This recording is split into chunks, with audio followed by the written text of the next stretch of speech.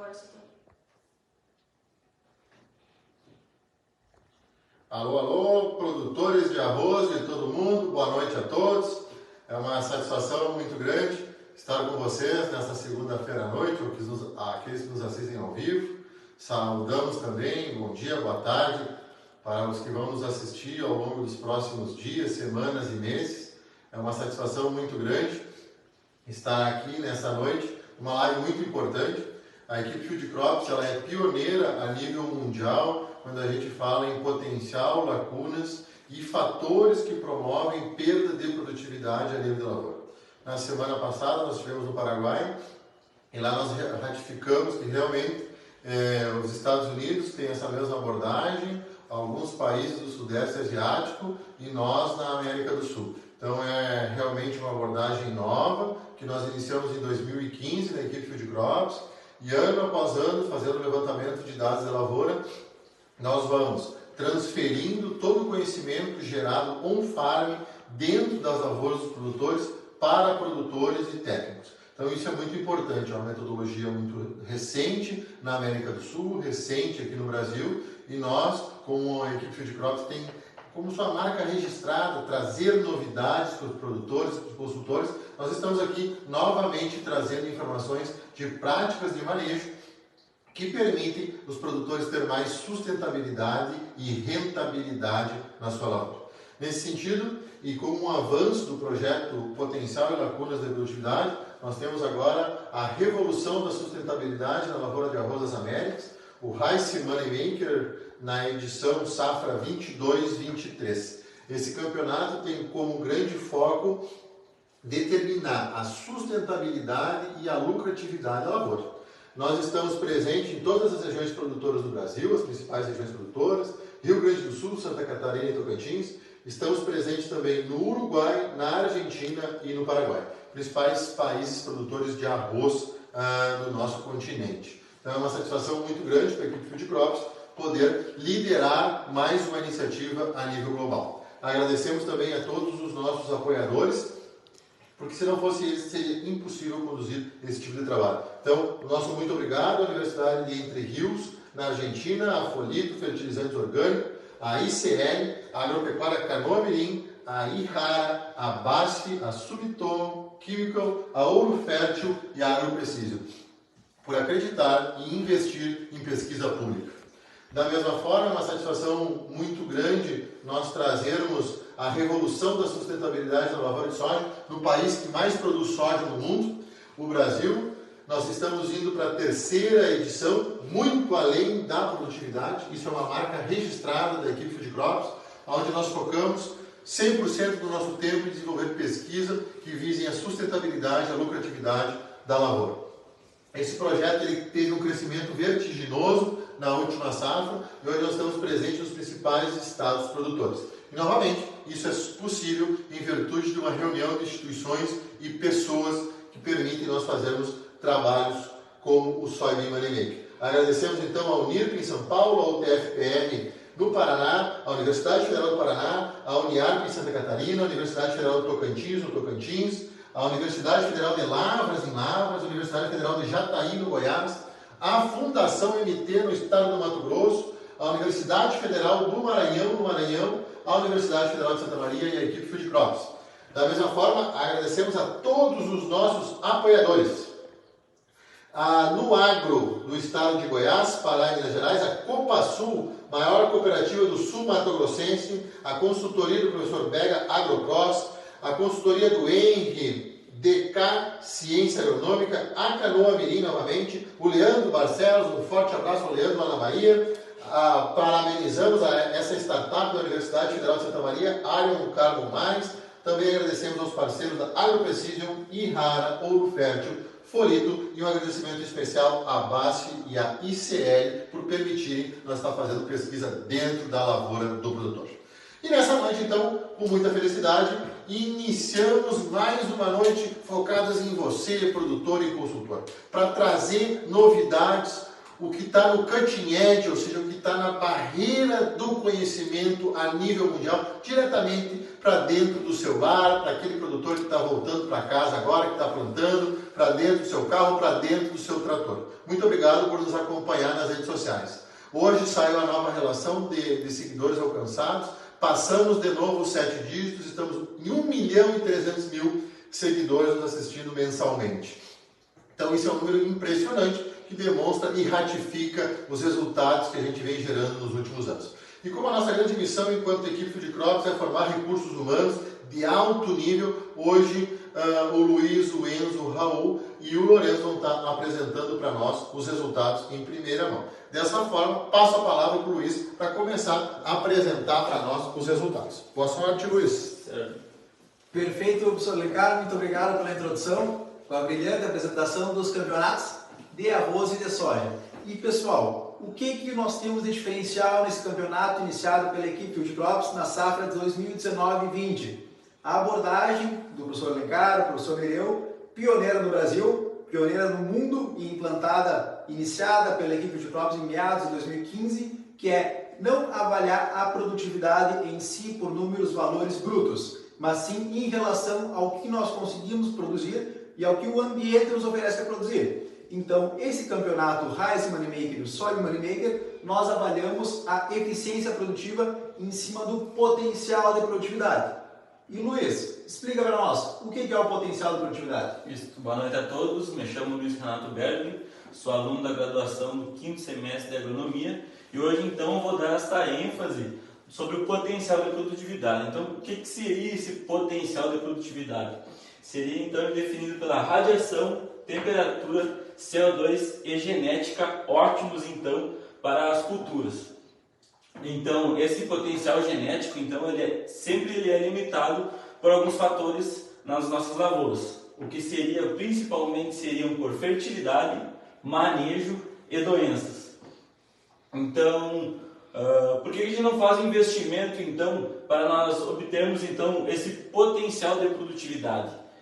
Então, esse potencial de produtividade, a gente não seria rentável a gente investir o nosso dinheiro para ter esse potencial. Então, estudos dizem que 80% do potencial de produtividade seria o potencial perfeito para a lucratividade das nossas lavouras. Então, dando uma visão geral, assim como está o arroz no mundo, o Brasil ele está muito bem obrigado em relação aos demais países. Então, como podemos ver aqui, o Brasil, juntamente com a Argentina e com o Uruguai, ele está em relação de produtividade muito bem em relação aos outros países. Desta forma, podemos observar que nesse outro gráfico aqui nós temos um gap também nessa produtividade. A gente produz mais, porém nós temos muito mais potencial de produzir mais ainda que os outros países. Ou seja, aqui, como por exemplo a China, ela tem um gap de 27% de produtividade. Em relação ao Brasil, o Brasil tem 47% de gap. Ou seja, a China, ela consegue produzir mais em relação ao gap, né? No caso do Brasil, o potencial produtivo seria de 14,8 toneladas por hectare e da China seria de 9,5. Porém, o Brasil só obtém 53%. Já a China, né, ela obtém um valor muito maior. Então, a gente tem uma oportunidade de aumentar essa produtividade. Então, pessoal, complementando, aqui nós temos o mapa mundi. Todos esses países no mapa pintados produzem arroz. Esse trabalho, o Global Yield Gap Atlas, capitaneado, como o professor Alencar falou no início da live, no Brasil, no Paraguai, parte da Argentina, por nós, a equipe Food Crops, ele mapeia quanto se pode produzir por hectare de cultivo de arroz em cada país. E aí vamos olhar esse gráfico, vamos olhar de perto aqui, ó, pessoal. Qual é a cor mais forte que a gente enxerga nesse gráfico? Qual é o verde mais forte? A gente gosta de verde forte, nossa camiseta verde forte, estamos combinando. Então, aonde está esse verde forte, pessoal? América do Sul. Vamos olhar. Tá, então, aqui a gente está vendo, quanto mais forte o tom, mais consegue produzir. E aí, vamos olhar. Então, novamente, pessoal, nós estamos no melhor lugar do mundo para produzir arroz. O país que tem o maior potencial, recursos hídricos, condição ambiental e política para produzir arroz e alimentos em geral somos nós, o Brasil. Então a gente não olha os outros países e a gente não tem que temer os outros países. Nós não temos que temer o arroz dos Estados Unidos, nós não temos que temer o arroz da Ásia. Eles que têm que nos temer, porque quem tem o maior potencial de produtividade no mundo somos nós, o Brasil e a América do Sul.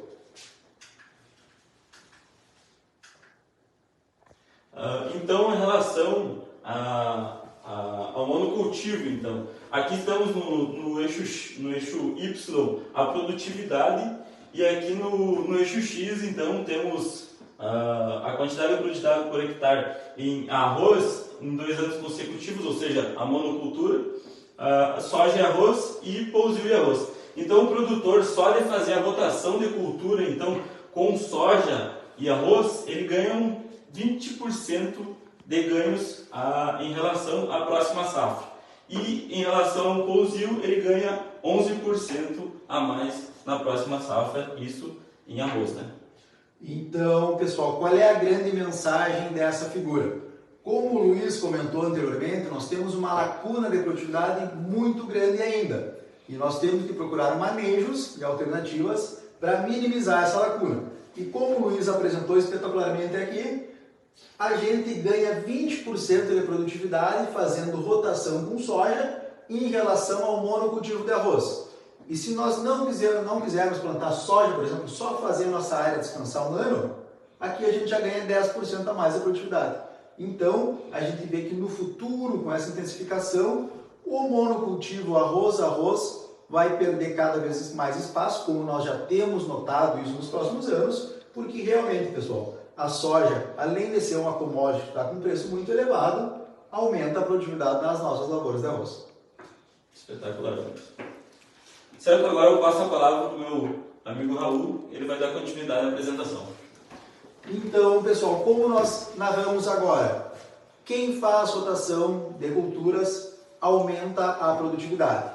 E nós, como equipe Field Crops, começamos em 2015 um trabalho para entender o que acontece dentro da lavoura do produtor. Nós vamos, a gurizada, todo mundo vai, papel, caneta e perguntamos: ô, seu João, o senhor está fazendo rotação nessa lavoura? Sim. Com o quê? De quanto em quanto tempo? Então, é a informação diretamente da lavoura. Nós fazemos o acompanhamento das lavouras e a partir de agora os resultados que vocês vão ver são de lavouras reais, de fora da universidade, com produtores que estão lá todos os dias decidindo o seu manejo. E Raul, apresenta para nós então esses resultados agora. Show de bola, pessoal. Obrigado pela palavra, Luiz, Lourenço. Eu sou o Raul, sou aluno da agronomia aqui na UFSM e sou integrante da equipe Field Crops desde fevereiro. Como o Lourenço abordou, então, esses resultados que a gente temos buscando com os produtores, a gente vê aqui em questão da rotação de cultura, em torno de 61% das lavouras não fazem a rotação e apenas 40% fazem rotação. Como o Luiz tinha comentado antes, o Lourenço, a gente tem uma grande oportunidade ali, vendo que a gente tem a capacidade de aumentar 20% na produtividade fazendo uma rotação com soja. Outra questão importante em questão de manejo, a gente identificou nas lavouras de arroz em torno de 40% antes do plantio é cultivado arroz, 32% dessas áreas é cultivado soja, em torno de 18% é utilizado em pousio, e uma pequena parcela da área ela é deixada para o gado de corte, para a pecuária, ou é destinado ao preparo do verão, isso pensando antes da próxima safra.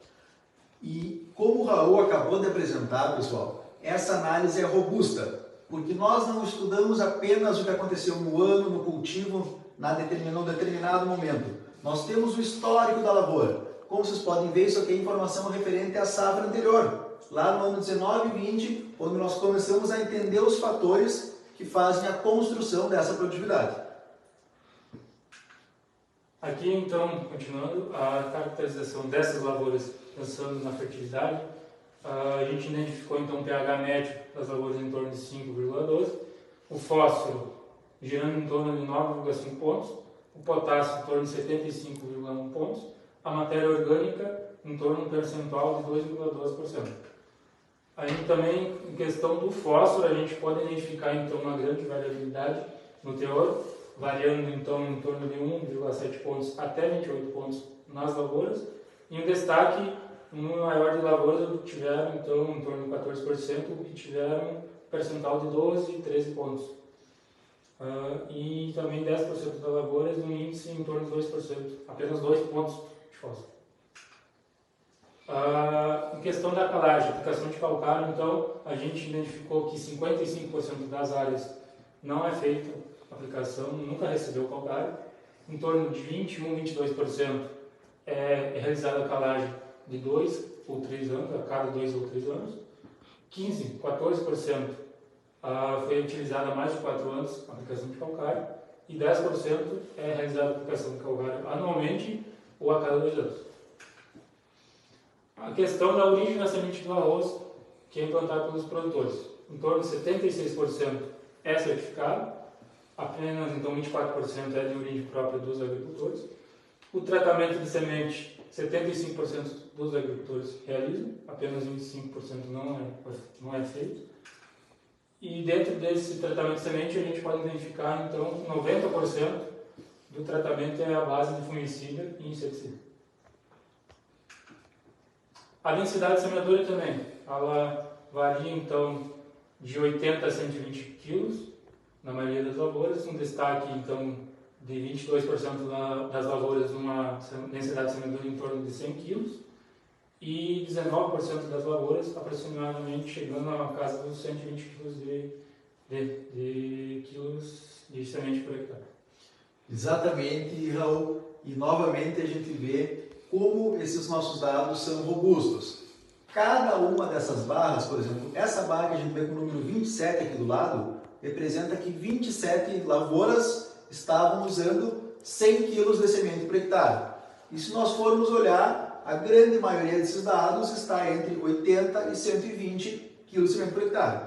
E todas essas informações que o Raul nos relatou agora, estamos fazendo nesse momento o retorno aos produtores, aos consultores, a todo mundo que também nos auxilia a preencher esse banco de dados, porque nós precisamos dessa representabilidade, nós precisamos realmente entender o que está acontecendo nas lavouras e após isso, aqui dentro da universidade nós conseguimos analisar e voltar com recomendações para as lavouras com base em todo esse complexo que nós estamos vendo agora, não analisar simplesmente uma lavoura, um caso isolado, mas compilar todos esses fatores, todos esses levantamentos para dar recomendações, sim, baseadas em processos para que a gente consiga cada vez chegar mais perto dos testes produtivos. Muito bem. A questão, então, é a aplicação de herbicida. Em ponto de agulha, a gente identificou, então, 74% das áreas é realizada a aplicação, 26% não é feito. Na aplicação de ponto de agulha, foi utilizado para emergente? Sim, em torno de 78% das áreas a utilização de para emergente é realizada e apenas 22% não é feito. Controle de plantas daninhas em pós-emergente. Foi realizada a aplicação de pós-emergente em torno de 80% das lavouras. Sim, é realizada uma aplicação, em torno de 12% é realizada 2 aplicações. E uma pequena parte apenas que foi realizada 3 aplicações ou mais de herbicida pós-emergência. A presença de espécies invasoras resistentes, a gente então pode identificar em torno de 76, 67% das áreas tem a ocorrência de plantas resistentes e 33% dessas áreas não ocorrem. Utiliza a barra química no controle de arroz vermelho. Aqui a gente vê uma divisão bem aproximada, 50%, 54% não utiliza, em torno de 46, 47% utiliza. O manejo de inseticidas. A gente vê a aplicação de inseticidas nas lavouras, 70% das lavouras tem aplicação, uma aplicação, 18% das lavouras são realizadas 2 aplicações, 9% não foi aplicado, nenhuma aplicação então realizada de inseticida, e uma pequena faixa então necessitou-se fazer mais de 3 ou mais aplicações de inseticida. No manejo de fungicidas, foi realizada a aplicação de fungicidas em 60% das áreas uma aplicação, 20% não houve a necessidade de aplicar e 17% a 18% então precisou fazer a aplicação, sendo realizadas 2 aplicações. E pessoal, esses resultados que o Raul está nos apresentando agora são da última safra.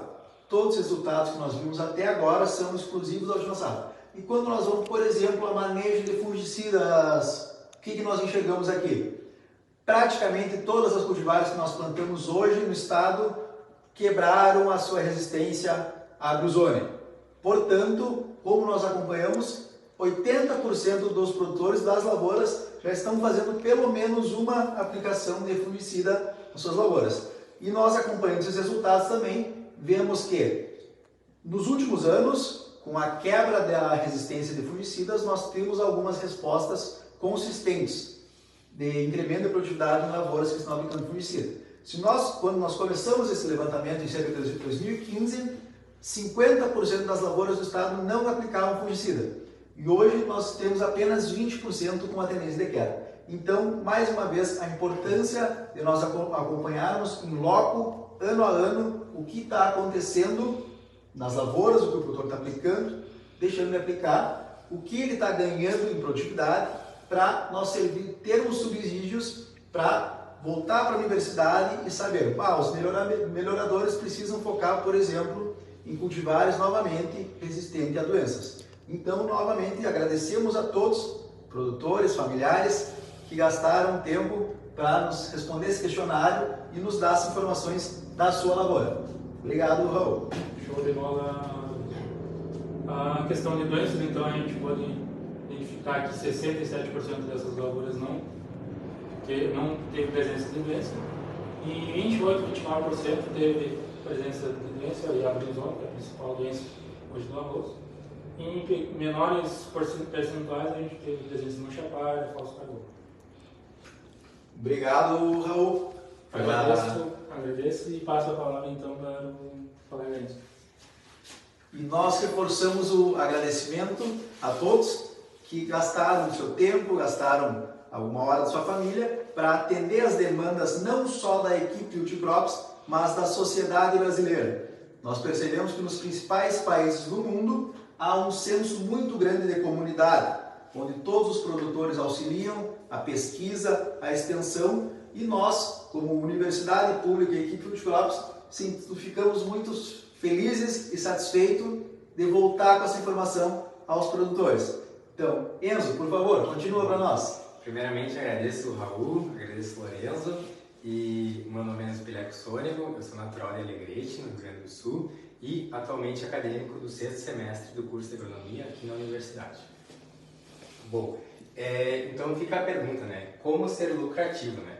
Nessa figura eu queria dar destaque principalmente ao produtor 6 e ao produtor 7. Né? O que a gente pode observar? Que ambos os produtores eles tiveram uma porcentagem muito similar, uma porcentagem de produtividade potencial muito similar, ou seja, eles foram muito eficientes. A diferença desses dois produtores foi que um ganhou bastante dinheiro e um não ganhou nada de dinheiro, inclusive perdeu um pouco, né? E de que isso se atrela, né? Principalmente a um produtor ele ser mais eficiente e alocar melhores os recursos. Então, talvez esse produtor 6 ele gastou muito dinheiro em coisas que não eram necessárias, né? Em contrapartida, o produtor 7 ele foi muito eficiente no dinheiro que ele gastou nos manejos que ele fez com a lavoura dele. Tá bem? Perfeito, Enzo. Então, o que essa figura nos mostra, pessoal? O nosso potencial de produtividade de arroz no Rio Grande do Sul é de 15 toneladas por hectare. Mas vamos falar em saco por hectare, que é mais fácil, a gente está mais familiarizado também. O nosso potencial de produtividade no estado do Rio Grande do Sul é de 300 sacos de arroz por hectare. Mas como o Luiz nos contou no início da live, 80% é o fator, é o número que nós temos que mirar, pensando em lucratividade e sustentabilidade. Então vamos lá, nós sabemos que o teto é 300, mas nós não queremos teto, nós queremos um pouco abaixo do teto. Então nós temos que mirar em 240 sacos por hectare, que é os nossos 80%. E se nós for olhar esses produtores aqui, todos eles estão colhendo mais de 10 toneladas por hectare. Esse é o fator que eles têm em comum. Mas como que um ganha muito dinheiro e outro perde dinheiro? Então aqui tem muitos fatores que explicam, né, pessoal? Nós sabemos que, em linhas gerais, quanto mais nós produzirmos, mais nós ganhamos, dentro daquele teto de 80%. Se nós formos ver que os produtores que estão colhendo menos, ele tem uma lucratividade menor, porque não tem como fazer mágica, né, pessoal? O preço do arroz é o mesmo para todos. Então, se produzir menos, não tem como ter um lucro maior. Mas isso que o Enzo ressaltou é muito importante. Não só gastar, mas gastar bem. Então, a importância do diagnóstico é fundamental. E todos esses dados, esses fatores que nós mostramos anteriormente, fazem parte do diagnóstico que a equipe Field Crops faz nas lavouras do produtor. E então, focando novamente, pessoal, o Rice Moneymaker tem essa abordagem, o Soybean Moneymaker tem essa abordagem.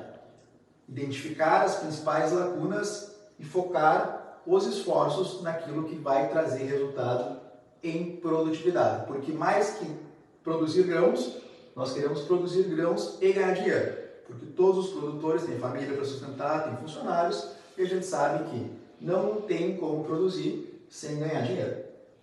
Bueno. Aí dá destaque os dois produtores que eu mencionei. Bom, então, qual a melhor faixa de temperatura para o desenvolvimento do arroz? O que eu quero que vocês principalmente levem para casa, levem para propriedade de vocês, digamos. Bom, a gente agora está no momento em que muitos produtores já semearam e a lavoura deles está em germinação, em emergência, e eu quero que vocês vejam aqui que na germinação e na emergência a gente tem uma temperatura mínima basal de 11 graus, tá? Ok? Aqui no eixo Y a gente tem a temperatura e aqui a gente tem as fases de desenvolvimento do arroz. Então, continuando, na germinação e na emergência a gente tem uma temperatura basal de 11 graus, o que significa que abaixo dessa temperatura a planta vai cessar o seu desenvolvimento, ok? Vai reduzir o seu metabolismo. Bom, então, mas a gente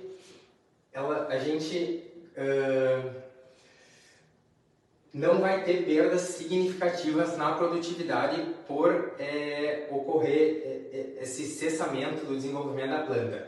O que vai acontecer é principalmente atrasar o nosso desenvolvimento, o nosso ciclo.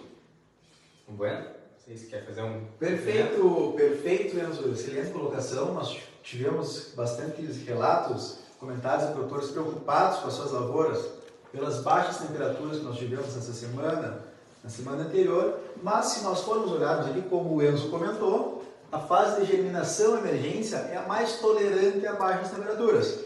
Então, nós não vamos ter grandes prejuízos na nossa lavoura, a não ser um retardamento de ciclo ou talvez um estabelecimento um pouco mais defeituoso. Mas, como o início do ciclo é mais tolerante a baixas temperaturas, essa preocupação que nós tivemos com os produtores nas semanas anteriores, ela não vai causar um impacto grande no futuro e na produtividade da nossa safra. Obrigado, Enzo. Bom, então, aqui é um estudo que a gente vem focando e fazendo, que é em relação à marcha da absorção de nutrientes, né? Tanto para macro como para micronutrientes. E o que a gente pode ver? No eixo Y a gente tem o nitrogênio, em quilos por hectare, e no eixo X a gente tem dias após a emergência, né? A gente vê que quando o arroz está com 4 folhas, até o perfilhamento, a gente tem um pico grande na marcha de absorção de nitrogênio, né? Cerca de 80 quilos por hectare de N que a gente tem nessa fase. E depois a gente tem outro pico até o florescimento, né? Que daí seria de 120 a 160 quilos por hectare. Perfeito, Enzo. E o que nós queremos mostrar, pessoal? Nós já estamos sensibilizados desde o início da nossa abordagem, o potencial e lacunas. Nós sabemos já, como equipe de Crops, identificamos o potencial e a lacuna de produtividade de arroz no nosso estado. E agora nós queremos saber quais são os fatores que estão causando essa lacuna. E nós já quantificamos também qual é a lacuna por genética, qual é a lacuna por época de semeadura e qual é a lacuna por manejo. E nós sabemos que nós, na média dos últimos 5 anos no estado, temos de 5 a 6 toneladas por hectare, ou seja, 100 a 120 sacos por hectare, da nossa lacuna é por manejo e principalmente manejo nutricional. Então nós, dando next step agora, estamos há 2 safras já focados em entender por que alguns produtores têm sua produtividade estagnada em 10 mil quilos e não conseguem ultrapassar isso, sabendo que o nosso teto é maior. E a gente sabe que o próximo grande passo, a próxima grande revolução na lavoura de arroz no Rio Grande do Sul, no Brasil e na América do Sul, vai ser o manejo nutricional. E nós estamos focados nisso, com todo o nosso esforço, nossos pesquisadores, nossos alunos da campo, focados em entender como romper essas barreiras e fazer uma adubação lucrativa e sustentável para os produtores. Bueno, pessoal, então eu vou apresentar um pouquinho da evolução agora da semeadura no RS, né? Esses dados eles foram atualizados em 2 de novembro. Vale ressaltar que nessa safra a gente vai ter a menor área já cultivada de arroz anteriormente, né? Que vai ser em torno de 862 mil hectares. E o que já foi semeado desses 862 mil hectares? Né? 76%, que corresponde a 662 mil hectares. Bom, e os maiores avanços que a gente teve já, né? A maior área que já foi plantada foi principalmente na Zona Sul, com 93% da área plantada, e na fronteira oeste, com quase 90% também. A região central e a planície costeira externa são as regiões que estão mais atrasadas na semeadura do arroz. Perfeito, Enzo. Então, essa informação é muito importante a gente saber que nós temos nesse ano, vamos ter a projeção da menor área semeada dos últimos 20 anos de arroz irrigado no nosso estado. Ou seja, ano após ano temos a redução de área, onde principalmente as áreas marginais, com problemas de planta daninha, de falta de água, estão saindo fora. E somente os produtores muito eficientes e as áreas eficientes estão permanecendo no jogo. E também, pessoal, querendo finalizar já para a parte final da live, fazer um convite a todos que estão em casa, baixar o aplicativo Planeja Arroz, desenvolvido com base no modelo Simula Arroz, uma parceria entre IRGA, Embrapa, Universidade Federal de Santa Maria e INMET. Esse aplicativo está disponível tanto para celulares Android como iOS e ele nos dá, com base somente em localizada e data de semeadura, os respectivos estágios fenológicos, ou seja, com base em dados climatológicos que acontecem na safra, o produtor pode saber no celular qual é a perspectiva de ter uma data de colheita, uma data de florescimento antecipadamente. Então é uma ferramenta muito importante, muito útil a todos os produtores de arroz no Rio Grande do Sul. Então convidamos a todos que ainda não conhecem a baixar no seu celular. Também, novamente, convidamos a todos para acompanhar as redes sociais da equipe Field Crops, ficar por dentro, se inteirar do campeonato Rice Moneymaker, que é uma verdadeira revolução de sustentabilidade nas lavouras de arroz nas Américas. Porque aqui, pessoal, nós não estamos avaliando somente produtividade, grão, números brutos, mas nós queremos saber sustentabilidade e rentabilidade. Porque, novamente, nós estamos há muitos anos acompanhando o produtor, todos os dias nós sabemos que mais importante que produzir uma grande quantidade de grãos é sobrar dinheiro no final do ano, no final da safra, e esse produtor ter uma rentabilidade e sustentabilidade para os seus filhos, para os seus netos e para todos nós seguir na profissão e alimentando o mundo. Então, pessoal, quem ainda não conhece, acesse nossas redes sociais, agradecemos novamente a todos os nossos parceiros e que acompanhem o campeonato Rice e Soybean Moneymaker. E também, para quem tiver dúvidas, querer mais informações, contate-nos, contate a equipe Field Crops, e nós prontamente vamos entrar em contato, dar informações, e também nós queremos divulgar cada vez mais esses campeonatos, que nós temos a certeza que são o próximo passo e a revolução nas lavouras de soja e arroz no Brasil e na América Latina. Muito obrigado a todos que nos assistiram nessa segunda-feira à noite. Muito obrigado, Enzo. Obrigado, Raul. Obrigado, Luiz. professor Alencar. Então, desejamos a todas as famílias, a todos os produtores, consultores, estudantes, uma boa noite. E até a próxima live. Muito obrigado. Obrigado. Boa noite a todos. Boa noite a todos. Tchau, tchau. Continua.